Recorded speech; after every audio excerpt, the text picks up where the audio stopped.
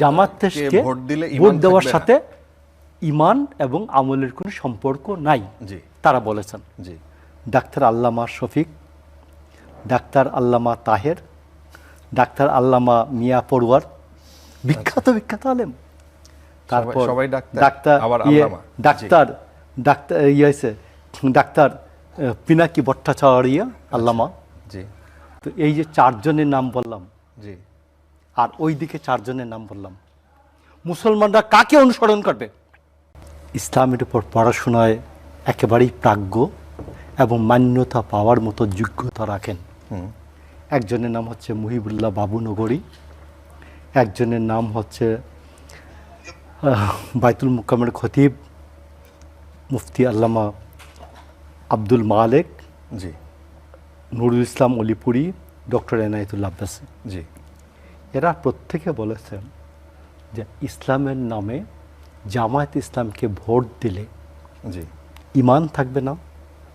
জামায়াত ইসলামকে ভোট দেওয়ার সাথে ইমান এবং আমলের কোনো পার্থক্য নাই, সম্পর্ক নাই।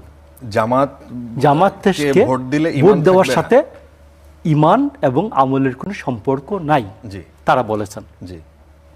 এখন আসেন, এদেরকে যারা প্রতিদ্বন্দ্বিতা করে বক্তব্য রাখছেন, ডাক্তার আল্লামা শফিক, ডাক্তার আল্লামা তাহের, ডাক্তার আল্লামা মিয়া পড়ুয়ার, বিখ্যাত বিখ্যাত আলেম। তারপর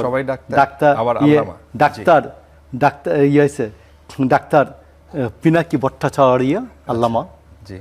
তো এই যে চারজনের নাম বললাম, আর ওইদিকে চারজনের নাম বললাম, মুসলমানরা কাকে অনুসরণ করবে?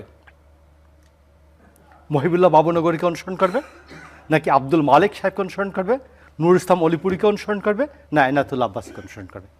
প্রশ্ন ক্লিয়ার।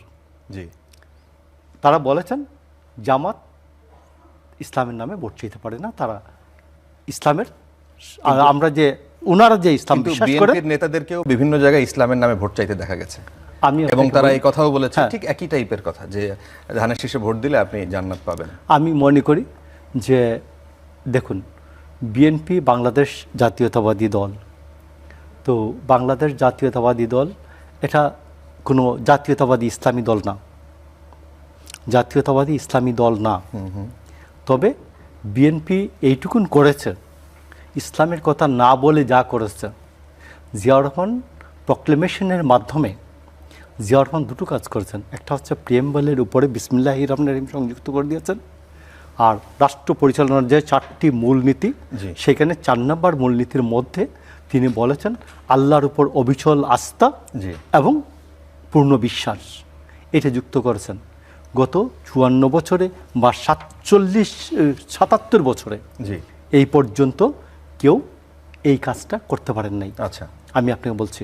তো এই জন্য আমি আপনাকে বলছি, তবে আমি মনে করি যে প্রত্যেককে এইসব বিষয়ে ধর্মীয় কার্ড না খেলে বরঞ্চ নিজ নিজ যোগ্যতা, নিজের দলের যে উন্নয়ন কর্মসূচি আছে, এই যে ফ্যামিলি কার্ড আছে, হেলথ কার্ড, স্বাস্থ্য কার্ড আছে, কৃষি কার্ড আছে, এইসব কৃষকের যে ভাগ্যের পরিবর্তন করতে চাই, মানুষের স্বাস্থ্যগত যে সুবিধাটা আমরা দিতে চাই, ফ্যামিলি কার্ডের মাধ্যমে মহিলাদের যে ভাগ্য পরিবর্তনের জন্য তাদেরকে স্বাবলম্বী করতে চাই, তাদেরকে কর্মক্ষম করে তুলতে চাই, আমরা এই বিষয়গুলোতে আমি জোর দেওয়ার পক্ষে। এবং আমি আপনাকে বলি, জিয়াউর রহমান যে 1977 সালে যেভাবে বাংলাদেশের কৃষি বিপ্লবের নামে নতুন ইরিদান সূচনা করেছিলেন, এবং হাওড়ে গ্রামে গ্রামে যে নতুন কৃষকের মধ্যে প্রাণ ফিরে আসছিল, এই কথাগুলি মনে করিয়ে দেওয়া দরকার। এবং আপনি মনে করেন মাত্র 60,000 কোটি টাকা 91 সালে বাজেট ছিল। জিয়াউর রহমান দেশনেত্রী বেগম খালেদা জিয়া ক্ষমতায় আসার পরে 5,000 টাকা পর্যন্ত কৃষি ঋণ সুদে আসলে মাফ করে দিলেন। এতে রাষ্ট্রকে ভর্তুকি দিতে হয়েছে 20,000 কোটি টাকা, এবং 20,000 কোটি টাকা মানুষের বিফলে যায় নাই, এবং কৃষকদের মধ্যে নতুন প্রাণের সঞ্চার হয়।